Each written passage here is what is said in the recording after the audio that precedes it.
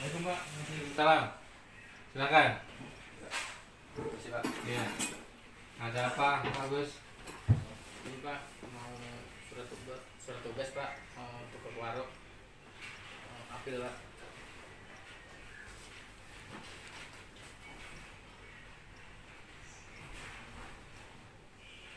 Memangnya ada masalah apel di Kuaro? Iya Pak, karena kan padam tuh Pak, PLN Pak. Jadi apelnya flashing Pak.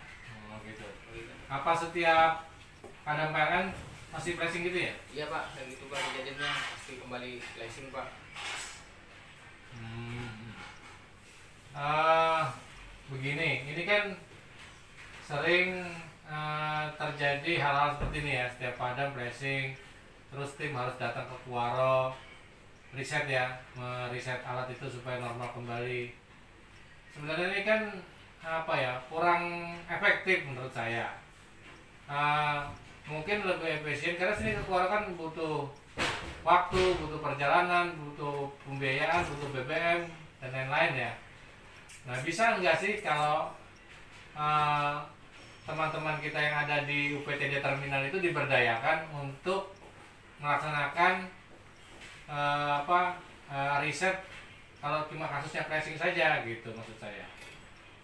Kan nggak jauh dari terminal Kuaro kan? Iya Pak. Anunya apanya? Panel Panel kontrolnya. Iya. Tapi tentu mereka harus tahu prosedurnya, ya kan? Iya Pak. Nah, pertama untuk langkah ke sana supaya lebih efektif, begini saja. Kamu harus buat SOP-nya. Jadi kalau misalnya terjadi flashing, apa yang harus dilakukan, langkah-langkahnya, urutannya. Ya, jadi si orang yang diamanahi tadi, misalnya salah satu pegawai kita yang ada di UPTD terminal sana, terminal Kuaro, tahu langkah-langkahnya. Tapi sebelum menyusun SOP, itu harus disusun dulu JSA. Tahu JSA? Belum paham Pak. Belum paham ya? Iya Pak. JSA itu adalah Job Safety Analysis. Apa Job Safety Analysis itu? Adalah analisa keselamatan kerja. Jadi suatu pekerjaan yang mau kita lakukan, itu kita harus analisa dulu keselamatannya.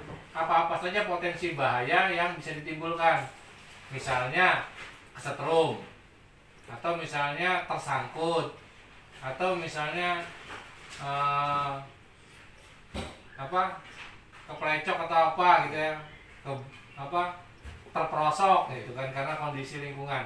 Nah, itu harus diuraikan dulu. Job analisisnya itu artinya potensi bahaya apa yang mungkin timbul jika melakukan pekerjaan itu dan apa antisipasinya. Setelah kita buat JSA, baru kita buat SOP-nya atau standar operasional prosedur. Jadi untuk masalah pressing, apil itu apa saja, mulai dari membuka panel sampai menutup panel kembali. Nah, semua urut-urutannya. Oh, ini yang dilakukan, pencet tombol ini, menaikkan tombol ini dan sebagainya sampai selesai normal kembali baru ditulis rapi-rapi. Nah, JSA dan SOP itu nanti dibuat secara rinci, disampaikan atau ditempel di UPTD Terminal Kuaro. Kemudian disuruh mereka pelajari, nanti pilih siapa pegawai di sana yang bisa ditunjuk melaksanakan kegiatan tersebut. Kalaupun sebaiknya ya semua orang yang terminal Kuaro itu tahu caranya, jadi tidak menunggu karena masalah lalu lintas ini kan kontinu ya, tidak bisa kita tunda-tunda karena rawan terjadi laka lantas kalau kita biarkan. Nah, kemudian kalau kunci panel itu gimana? Satu aja? Satu Pak itu Pak. Cuma satu aja setiap dari di 4 titik di Grogol sama yang 5 titik kan di Kuara itu satu kunci aja. kunci Pak. Nah, itu kalau bisa kunci itu diduplikatkan. Nanti pembiayaannya nanti dicarikan ke pos anggaran lain lah. Kalaupun nanti misalnya kunci itu khusus nggak bisa diduplikatkan, khusus untuk di Kuaro, dibuka saja tetapi dibuatkan gembok.